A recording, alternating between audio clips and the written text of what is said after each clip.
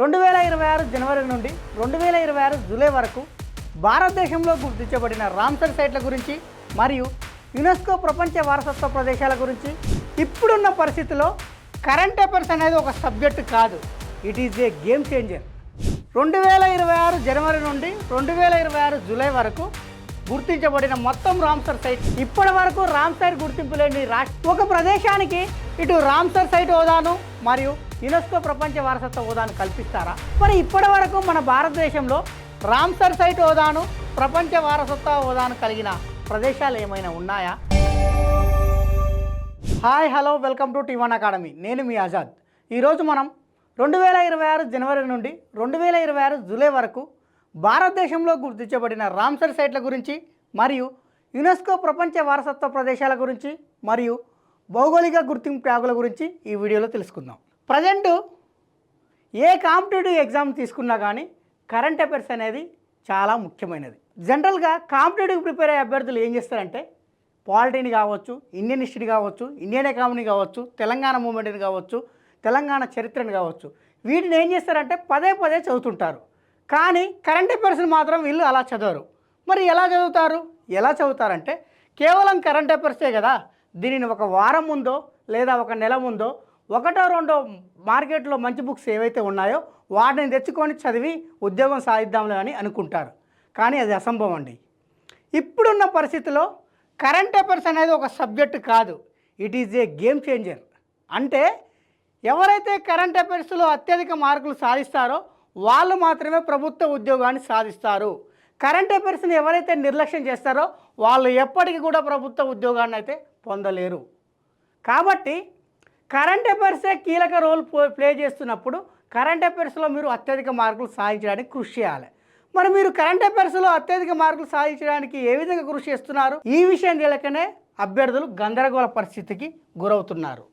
అసలు కరెంట్ అఫైర్స్ని ఎలా చదవాలి, ఏ అంశాలు చదవాలి, అసలు ఎప్పుడు చదవాలి అనే విషయం మీకు తెలియాలి. కరెంట్ అఫైర్స్లో దాదాపుగా 20 అంశాలు ఉంటాయి. ఈ 20 అంశాలను అంశాల వారీగా చదవాలి. అంతే తప్ప జనవరిలో వచ్చిన వాటిని జనవరిలోను, ఫిబ్రవరిలో వచ్చిన వాటిని ఫిబ్రవరిలోను ఇలా చదవకూడదండి. ఏదైనా ఒక టాపిక్ని తీసుకొని అది సుమారు 6 నెలల వరకు, అంటే ఒక అంశాన్ని తీసుకుంటే ఆ అంశానికి సంబంధించి ఆ 6 నెలల్లో ఏం జరిగింది అనే విషయంపై మీకు సంపూర్ణ అవగాహన ఉండాలి. అలా 6 నెలల్లో ఒక విషయంపై మీరు సంపూర్ణ అవగాహన ఎప్పుడైతే తెచ్చుకుంటారో అప్పుడు మాత్రమే మీరు గవర్నమెంట్ ఉద్యోగం సాధించడానికి అవకాశం ఉంటుంది. ప్రస్తుతం మార్కెట్లో ప్రతి అంశానికి సంబంధించి సపరేట్గా ఇచ్చే యూట్యూబ్ ఛానల్ అయితే లేవండి. అందులోనూ ఫ్రీగా ఇచ్చే యూట్యూబ్ ఛానల్ అయితే లేదు.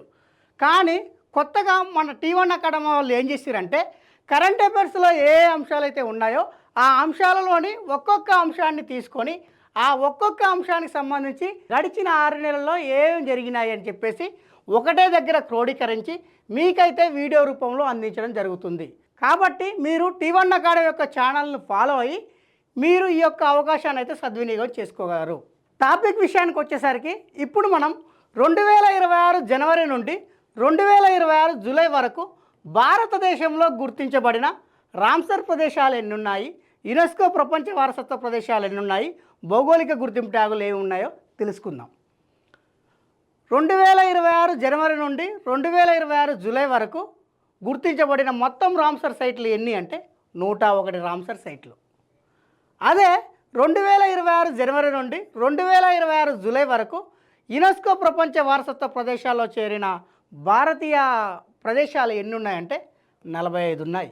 మరి ఈ రామ్సర్ ప్రదేశాలు ఏ నెలలో ఎన్ని గుర్తింపు పొందినాయి, యునెస్కో ప్రపంచ వారసత్వ ప్రదేశాలు ఏ నెలలో ఎన్ని గుర్తింపు పొందినాయి, భౌగోళిక గుర్తింపు ట్యాగులు ఏ నెలలో ఎన్ని పొందినాయో తెలుసుకుందాం. 2026 జనవరి నెలను తీసుకుంటే మనం 2026 జనవరి నెలలో రామ్సర్ ప్రదేశాలుగా గుర్తించబడిన ప్రదేశాలు ఎన్ని ఉన్నాయంటే 2 ఉన్నాయి.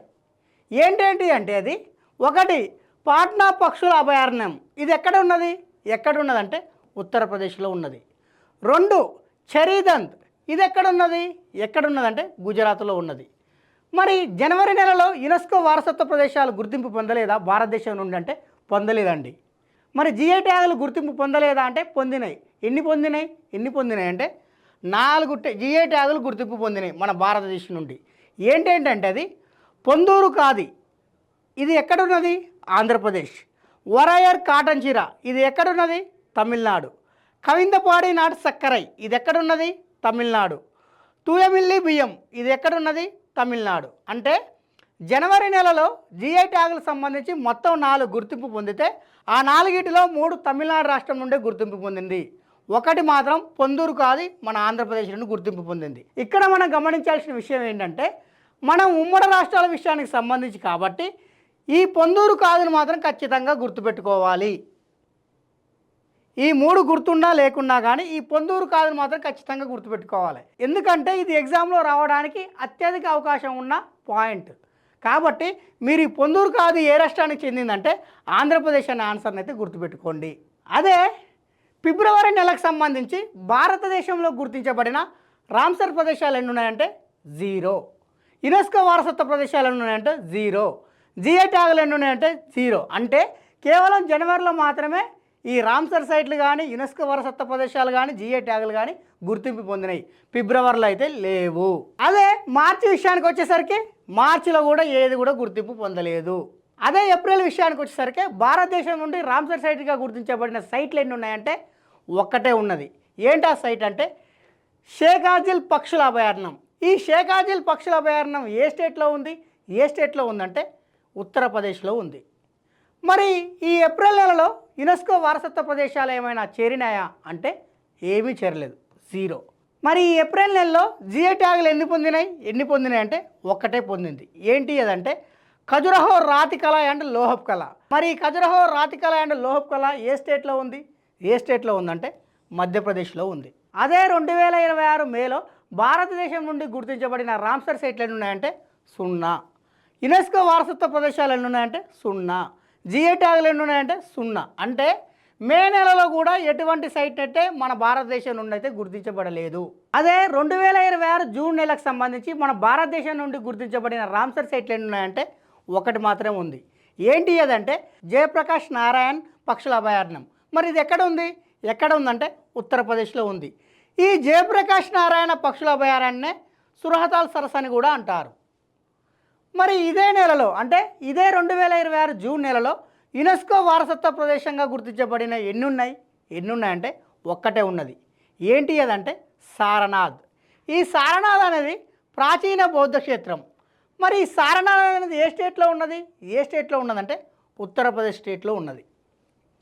మరి 2026 జూన్లో జిఐ ట్యాగులు ఎన్ని పొందినాయి అంటే 3 జిఐ ట్యాగులు పొందినాయి. ఈ 3 జిఐ ట్యాగులు కూడా బీహార్ నుండే పొందినాయి. ఏంటి అంటే 1 బావన్పుటి చీర మరియు ఫ్యాబ్రిక్, 2 పతారకట్టి రాతి శిల్పకళ, 3 పిడియా పెయింటింగ్. ఈ 3 కూడా బీహార్ రాష్ట్రంలోనే ఉన్నాయి. అంటే జూన్ నెలలో రామ్సర్ సైట్ ప్రదేశం గుర్తించబడింది, యునెస్కో వారసత్వ ప్రదేశం గుర్తించబడింది, జిఐ ట్యాగులు కూడా గుర్తించబడినాయి. కాబట్టి మీరు జూన్ నెలలో ఏవైతే గుర్తించబడినో వాటిని అయితే ఖచ్చితంగా గుర్తుపెట్టుకోండి. ఈ 3టిలో ఖచ్చితంగా ఒక బిట్టు రావడానికి అయితే అవకాశం ఉన్నది. అదే 2026 జూలైకి సంబంధించి మన భారతదేశం నుండి రామ్సర్ సైట్లు ఎన్ని గుర్తింపు పొందినాయి అంటే ఏమీ గుర్తింపు పొందలేదండి. అదే యునెస్కో వారసత్వ ప్రదేశాలు ఏమీ పొందలేదు. అదే జిఐ ట్యాగులు ఏమీ పొందలేదు.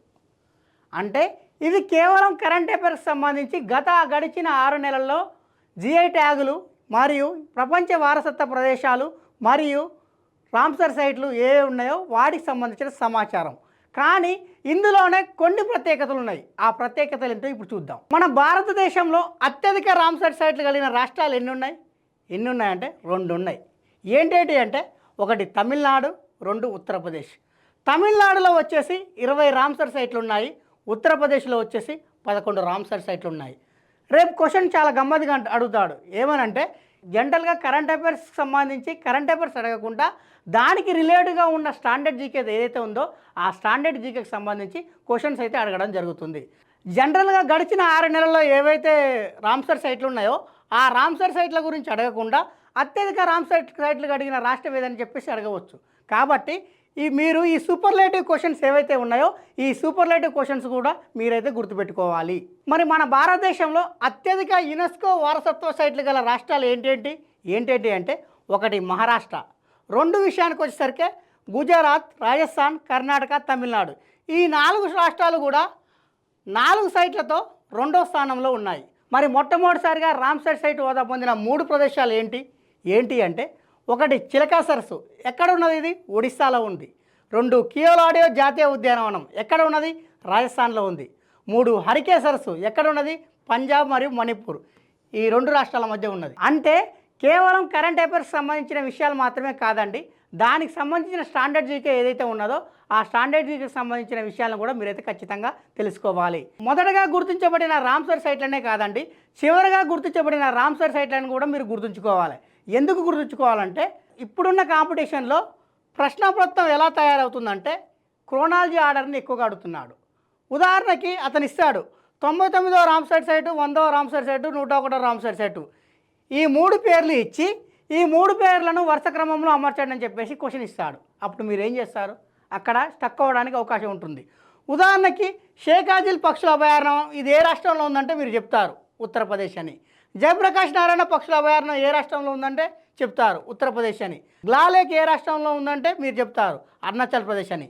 కానీ ఈ 3 ఇచ్చి ఈ 3టిని వరుస క్రమంలో అమర్చని చెప్తే అక్కడ మీరు స్టక్ అయిపోతారు.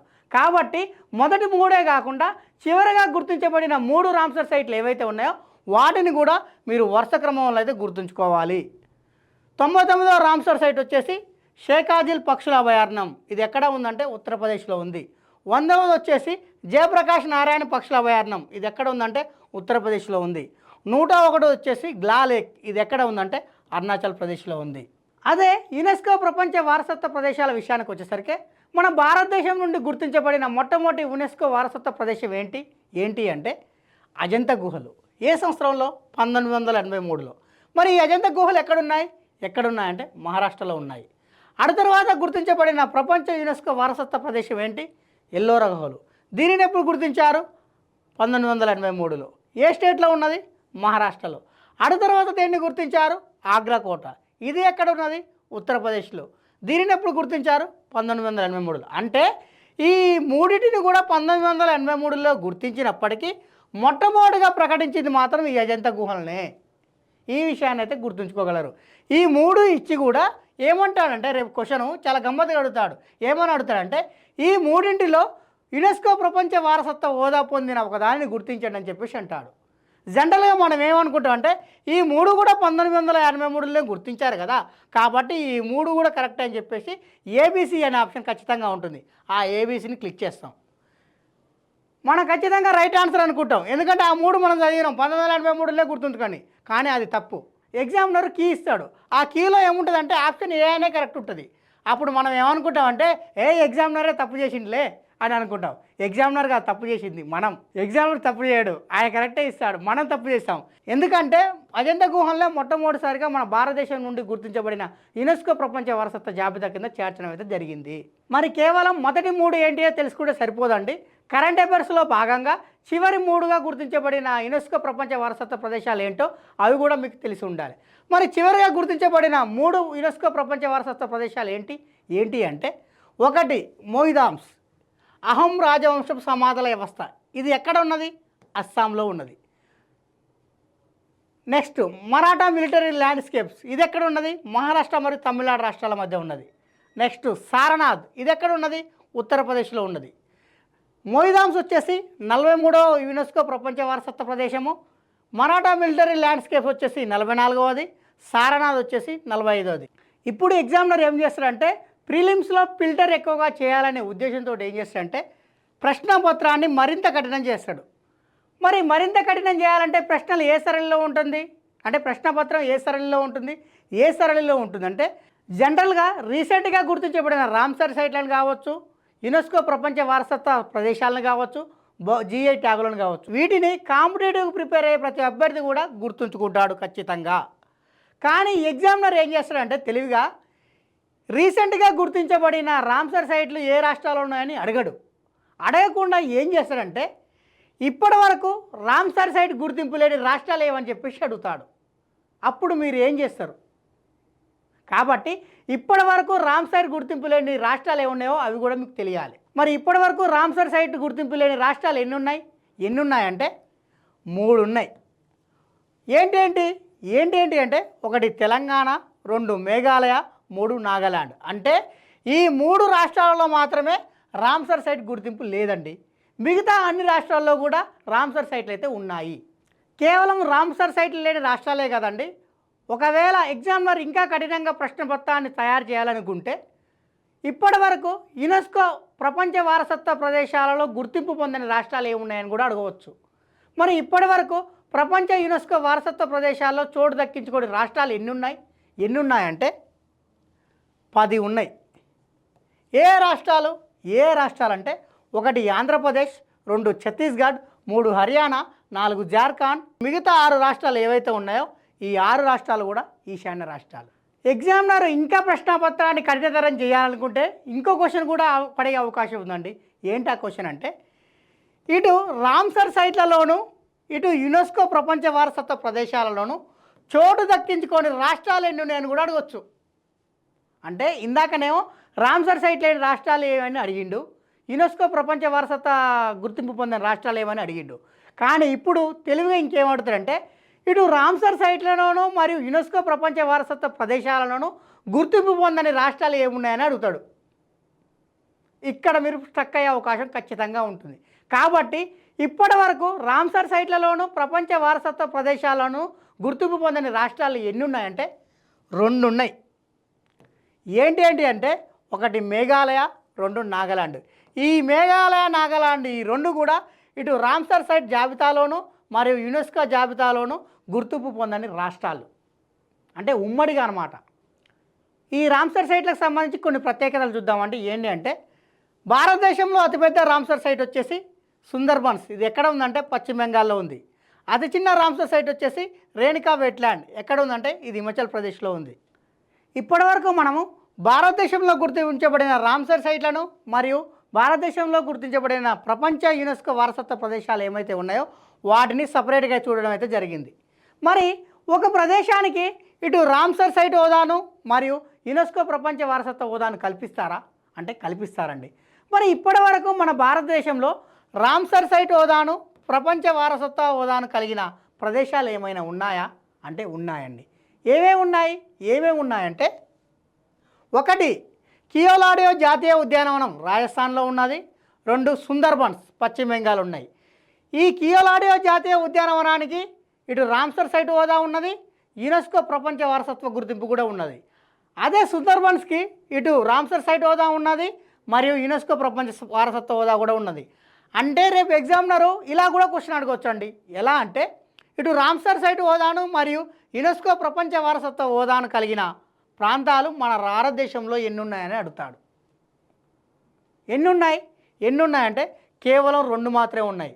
అందులో ఒకటి వచ్చేసి కియోలాడియో జాతీయ ఉద్యానవనం రాజస్థాన్లో ఉన్నది, సుందర్బన్స్ వచ్చేసి పశ్చిమ బెంగాల్లో ఉంది. ఈ కియోలాడియో జాతీయ ఉద్యానవనానికి రామ్సర్ సైట్ హోదా ఏ సంవత్సరంలో కల్పించారంటే 1981 కల్పించారు. అదే ప్రపంచ వారసత్వ హోదాను ఎప్పుడు కల్పించారంటే 1983లో కల్పించారు. అంటే ఒక ప్రాంతానికి ఇటు రామ్సర్ సైట్ హోదాను కల్పించవచ్చు మరియు అదేవిధంగా యునెస్కో ప్రపంచ వారసత్వ హోదాను కూడా కల్పించవచ్చు. మీరు ఈ పద్ధతిలో స్టడీ చేస్తే తప్ప మీరైతే ఈ జాబ్ని అయితే సాధించలేరండి. నిన్నటి వార్తలే రేపటి కరెంట్ అఫైర్స్ అవుతాయి. రేపు మీరు చేసే కరెంట్ అఫైర్స్ ప్రిపరేషనే రేపు మిమ్మల్ని ప్రభుత్వ ఉద్యోగిగా నిలబెడుతుంది. కాబట్టి మీ యొక్క ప్రిపరేషన్ను ఈ విధంగా సపరేట్గా అంశాల వారీగా విభజించుకొని ప్రిపరేషన్ కొనసాగిస్తే మీరైతే ఖచ్చితంగా గవర్నమెంట్ జాబ్ అయితే పొందుతారు. కాబట్టి మీ యొక్క ప్రిపరేషన్ను ఈ రోజు నుండే స్టార్ట్ చేయండి. All the best. ఇలాంటి ముఖ్యమైన అప్డేట్స్ కోసం సబ్స్క్రైబ్ చేసుకోండి.